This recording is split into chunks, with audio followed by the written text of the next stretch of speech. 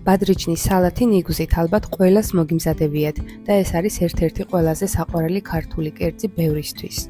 სტანდარტულ რეცეპტში ხშირად არ გვხვდება ძმარი, რომელიც დამიჯერეთ საოცრად უხდება ამ სალათს.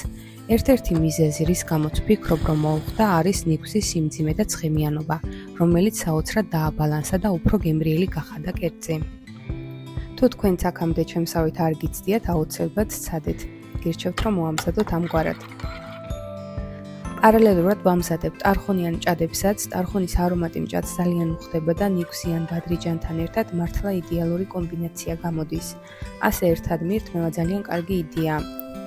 მაინტერესებს თქვენ როგორ ამზადებთ, ძმრით თუ ძმრის გარეშე. მადლობა ყურადღებისთვის და გთხოვთ, რომ გამოიწეროთ ჩემი გვერდი დროებით.